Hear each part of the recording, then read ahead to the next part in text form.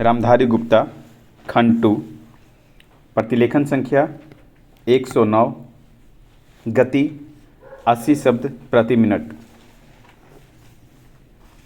मेरे देश भाइयों, भारत की स्वतंत्रता हित में अपनी सेवा अर्पित करने का सौभाग्य मुझे बहुत वर्षों से रहा है।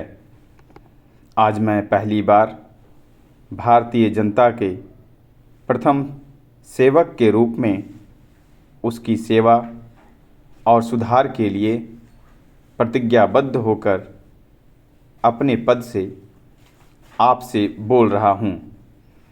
मैं यहाँ इसलिए हूँ कि आपकी ऐसी इच्छा थी और मैं यहाँ तभी तक हूँ जब तक कि आप अपना विश्वास देकर मेरा सम्मान करते हैं।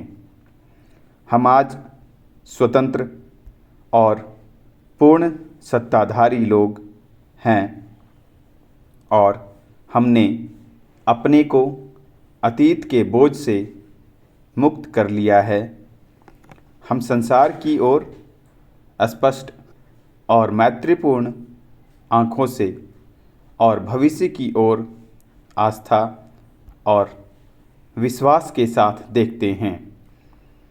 विदेशी आधिपत्य का बोझ दूर हो गया है, लेकिन स्वतंत्रता अपनी अलग जिम्मेदारियां और भार लाती है और उन्हें हम स्वतंत्र लोगों की भावना से ही आत्मसंयम के साथ और उस स्वतंत्रता की रक्षा और विस्तार करने के निश्चय से वहन कर सकते हैं। हमने बहुत कुछ हासिल कर लिया है, परंतु हमें अभी इससे अधिक हासिल करना है। तो आइए हम अपने नए धंधों में दृढ़ता से और उन ऊंचे सिद्धांतों को ग्रहण करते हुए जिन्हें कि हमारे महान नेताओं ने सिखाया है, लग जाएं सौभाग्य से। गांधी जी मार्ग प्रदर्शन के लिए हमें प्रेरणा देने के लिए और सदा आदर्श अध्यवसाय का पथ दिखाने के लिए हमारे साथ हैं। बहुत दिनों से उन्होंने हमें सिखाया है कि आदर्श और उद्देश्य उन साधनों से पृथक नहीं किए गए जा सकते हैं जो कि उनकी सिद्धि के लिए उपयोग में लाए जाते हैं। अर्थात अच्छे उद्देश्यों की सिद्धि अच्छे साधनों द्वारा ही संभव है।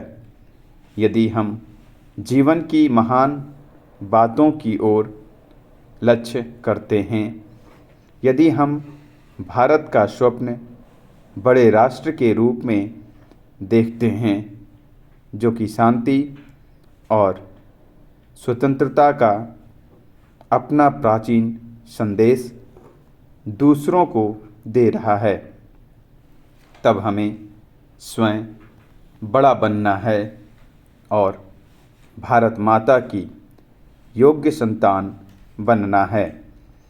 संसार की निगाहें हम पर हैं और वे पूर्व में इस स्वतंत्रता के जन्म को ध्यान से देख रही हैं और विचार कर रही हैं कि इसका अर्थ क्या है। हमारा पहला ध्येय यह होना चाहिए कि हम सब प्रकार के आंतरिक झगड़ों और हिंसा का अंत कर दें जो कि हमें कलुषित करके गिराते हैं और जो कि स्वतंत्रता के पक्ष को हानि पहुंचाते हैं। ये जनता की महान आर्थिक समस्याओं पर, जिन पर तुरंत ध्यान देने की आवश्यकता है, विचार करने में बाधक होते हैं। अपनी दीर्घकालीन पराधीनता और विश्वव्यापी युद्ध और उसके परिणामों ने हमारे आगे बहुत सी अत्यावश्यक समस्याओं को एक साथ डाल दिया है। आज हमारी जनता के लिए भोजन और वस्त्र और अन्य आवश्यक वस्तुओं की कमी है और हम मुद्रास्फीति और बढ़ती हुई कीमतों के बवंडर में पड़ गए हैं। हम इन समस्याओं को तुरंत हल नहीं कर सकते, साथ ही उनके हल करने में देर भी लगा सकते हैं।